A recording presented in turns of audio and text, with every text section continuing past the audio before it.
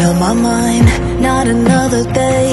You're on borrowed time, let me get away. Yeah, I'm running, yeah, I'm running.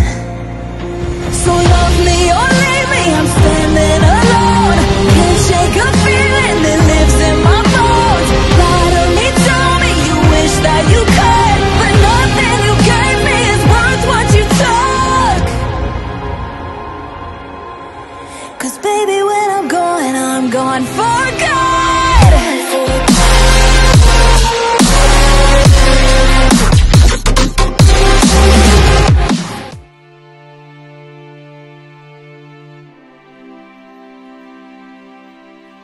Melanjutkan dari kisah sebelumnya.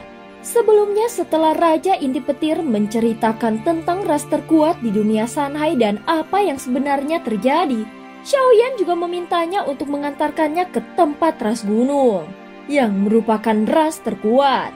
Pada saat ini tatapan Xiaoyan tertuju pada Raja Inti Petir Surgawi, dan hanya dengan saling bertukar pandang, jawabannya seolah sudah terucap tanpa kata. Kalau begitu aku akan memanggil 3 ras gunung itu. Namun sebelum itu kau harus melepaskanku dahulu. Raja Inti Petir Surgawi masih digenggam erat oleh tangan raksasa milik Xiaoyan. Tubuhnya yang terluka parah juga tidak mampu pulih. Namun setelah Xiaoyan perlahan melonggarkan cengkramannya, tubuh Raja Inti Petir Surgawi mulai pulih kembali. Meski sebagian dagingnya telah hancur remuk oleh genggaman tersebut. Saat ini Raja Inti Petir Surgawi sama sekali tidak berniat melawan. Namun 3 berkas cahaya tiba-tiba melesat dan menghilang dari ruang itu. Manusia, bisakah kau mengembalikan putraku sekarang? Raja Inti Petir Surgawi menatap Xiaoyan dan berkata, mereka belum datang. Bagaimana kalau kau ternyata hanya berbohong padaku? Jawab Xiaoyan dengan ekspresi dingin. Tidak mungkin, 3 ras itu pasti akan datang. Bahkan tanpa aku memberi kabar, mereka tetap akan datang. Karena bagaimanapun juga memakan seseorang yang sudah berada di tahap keabadian para dewa jauh lebih berharga daripada harta langit manapun. Mata Raja Inti Petir Surgawi menatap tajam ke arah Xiaoyan. Faktanya, 3 ras itu tidak hanya gemar memangsa manusia, tetapi mereka juga suka melahap para ahli kuat. Dengan menelan seorang keabadian para dewa, kekuatan mereka bisa meningkat pesat dan bahkan sekedar untuk memenuhi nafsu makan. Mendengar itu Xiaoyan langsung memahami keadaan Raja Tianzang. Mungkin akan lebih buruk dari perkiraannya. Ada kemungkinan dia sudah ditelan oleh salah satu ras kuat itu. Meski begitu, untuk mencernanya mereka masih membutuhkan waktu yang lama. Tiba-tiba ruang di sekitarnya bergetar hebat. Angin kencang mengamuk dari langit disertai badai yang mengguncang. Dari dalam pusaran angin itu perlahan muncul sosok tinggi besar. Ketika sosok itu terlihat jelas, Xiaoyan mengerutkan keningnya. Meski berbentuk manusia, sosok itu tidak memiliki detail tubuh manusia biasa, melainkan seperti batang pohon tua yang berubah menjadi emas. Seketika Xiaoyan teringat pada salah satu musuh yang dulu mengepungnya di wilayah Sensi. Seorang wanita dari klan pohon layu yang bernama Luolan. Tubuhnya persis seperti ini. Dahulu kekuatan Luolan berada di tingkat kelima keabadian para dewa. Dia berpikir apakah sosok ini ada hubungannya dengan Luolan. Itu ras pohon iblis Sun Luo. Sekarang kembalikan anakku padaku, ucap Raja Inti Petir Surgawi lagi. Kali ini Xiaoyan tidak menunda lagi. Dengan sekali gerakan tangan, dia melemparkan kembali jiwa itu ke arah Raja Inti Petir Surgawi. Tanpa ragu, sang Raja Inti Petir Surgawi segera membawa jiwa itu pergi dan menghilang secepat bayangan. Seperti ini rupanya.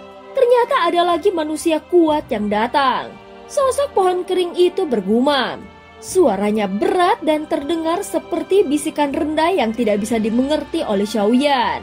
Bicara yang jelas, bentak Xiaoyan dengan ekspresi yang dingin. Namun tiba-tiba langit berubah lagi. Awan hitam bergulung dan dari angkasa air laut seolah tumpah deras bagaikan tsunami. Dalam sekejap terbentuklah sebuah lautan raksasa. Dari dalamnya muncul sosok humanoid berwarna merah darah bertangan 4 dan tubuhnya penuh bekas luka pertempuran. Matanya gelap hampir tanpa pupil dan hanya terlihat retakan samar. Kedua makhluk itu menatap Xiaoyan dengan dalam. Meski tak langsung menyerang, namun jelas mereka sedang mengamati mangsanya.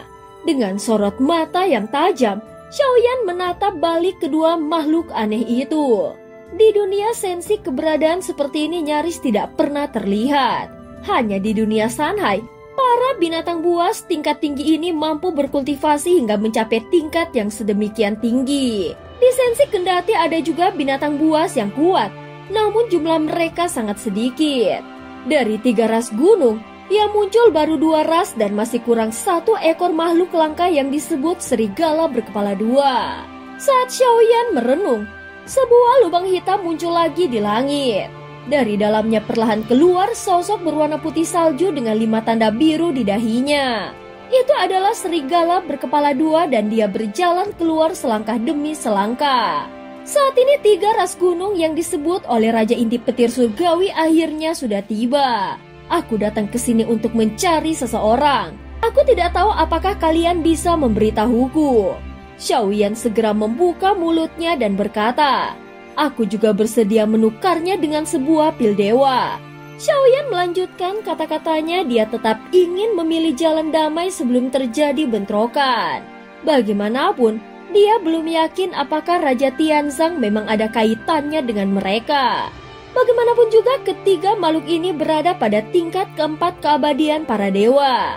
Di dalam ras mereka, status mereka sudah termaksud di jajaran puncak. Bahkan di dunia Sanhai mereka bisa dianggap sebagai para penguasa tertinggi. Apalagi jumlah makhluk di tingkat itu juga sangatlah sedikit. Dengan kekuatan yang mereka miliki, bisa dianggap mereka memiliki kualifikasi untuk bernegosiasi di hadapan Xiaoyan. "Manusia, siapa yang kau cari?"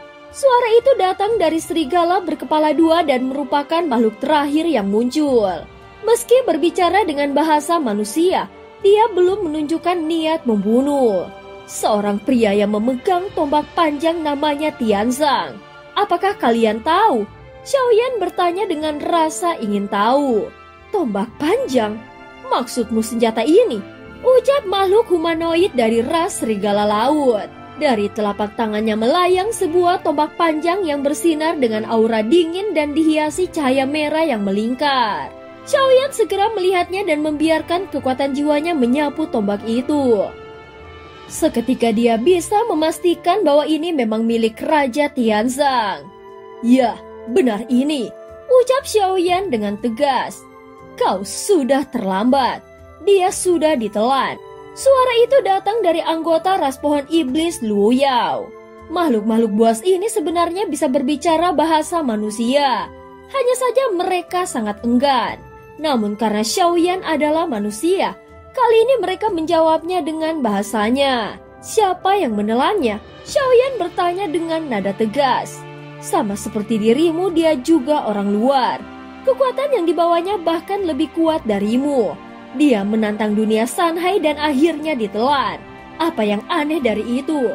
jawab serigala berkepala 2 sambil meneteskan air liur dari kedua mulutnya. "Lagi pula, kau juga terlihat sangat lezat." Serigala berkepala 2 itu melanjutkan kata-katanya. "Aku tidak berniat bermusuhan. Aku hanya mencari seseorang. Kalau kalian tidak ingin menimbulkan masalah, lebih baik berhenti di sini. Katakan saja siapa yang menelan orang yang kucari, maka kita bisa berdamai." Tatapan Xiaoyan menajam dan nada suaranya mulai mendingin. Namun pada saat yang sama, dia merasakan 3 niat membunuh yang mengunci tubuhnya. "Kalian pikir baik-baik. Jika kalian menyerangku, maka tidak ada jalan kembali. Entah aku yang mati di tangan kalian atau kalian yang mati di tanganku. Itu bukan pilihan yang bijak," ucap Xiaoyan dengan datar. Saat ini dia masih menutupi aura tubuh utama dan avatar Yuan Shen-nya yang sudah menyatu. Sehingga yang bisa dirasakan oleh lawan hanyalah kekuatan tingkat ketiga keabadian para dewa. Justru karena itu di mata mereka Xiaoyan tampak sangat lemah. Jika bisa menelannya, itu pasti akan menjadi tonik yang luar biasa. sehingga mereka langsung menganggap Xiaoyan sebagai mangsa. Seorang manusia tingkat ketiga keabadian para dewa berani masuk ke dunia Sanhai dan masih bermimpi bisa keluar hidup-hidup. Serigala berkepala dua mendengus dingin. Kedua kepalanya serentak menunduk dengan rendah. Lalu tubuhnya menegakkan 4 kaki dan melesat cepat ke arah Xiaoyan. Kedua makhluk lainnya tidak ikut menyerang seolah ingin menguji sejauh mana kemampuan dari Xiaoyan. Anjing yang tidak mau mendengar peringatan memang bukan anjing yang baik. Xiaoyan langsung menggelengkan kepalanya perlahan. Kecepatan serigala berkepala dua sangat cepat. Angin kencang membentuk pusaran di belakangnya, bahkan membentuk ribuan bayangan anjing yang ikut menyerbu bersama dirinya. Meski katanya berada pada tingkat keempat keabadian para dewa, Xiaoyan juga telah memiliki kekuatan yang sebanding dengan Rana itu, bahkan lebih unggul. Sehingga belum tentu serigala berkepala dua bisa menang darinya. Apalagi dia hanyalah seekor serigala berkepala dua yang tidak tahu diri. Dengan sikap sombong seperti itu, maka nasibnya sudah bisa ditebak. Dia akan segera menuju ke kematiannya dengan sangat cepat. Dan cerita pun berakhir. Terima kasih udah dengerin Mihu dari awal sampai akhir ya. Sampai jumpa.